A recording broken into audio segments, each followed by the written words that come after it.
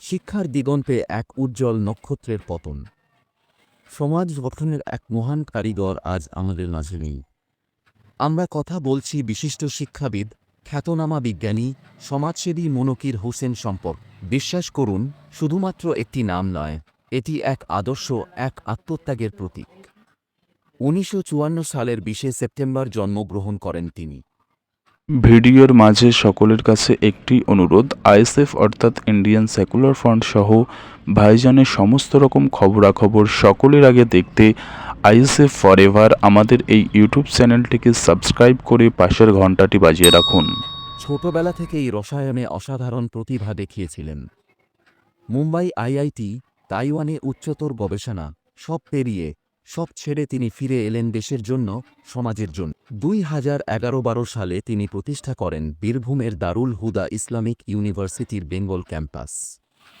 তার লক্ষ্য ছিল ইসলামিক শিক্ষার সঙ্গে আধুনিক বিজ্ঞান ও ভাষার সমন্বয় ঘটানো। আজ সেই ক্যাম্পাস শিক্ষার আলো ছড়িয়ে দিচ্ছে বীরভূম, মুর্শিদাবাদ, মালদা, এমনকি ঝাড়খণ্ডে। কোভিড অতিমারির আগে ২০২০ সালে ফুরফুরা শরীফে তাঁকে দাদা হুজুর রত্ন পুরস্কারে সম্মানিত করা হয়। কারণ তিনি শুধু একজন শিক্ষক ছিলেন না, ছিলেন সমাজের জন্য এক আলোকবর্তিক। আজ আমরা হারালাম এক সত্যিকারের পথপ্রদর্শককে। তাঁর অবদান কখনো ভুলব না।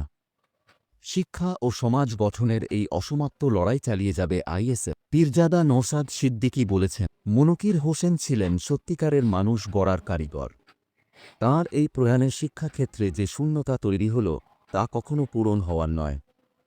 কিন্তু আমরা আইএসএফ এই শিক্ষার লড়াই চালিয়ে যাব। মনকির হোসেন নেই, কিন্তু তাঁর আদর্শ বেঁচে থাকবে প্রতিটি ছাত্রের হৃদয়ে।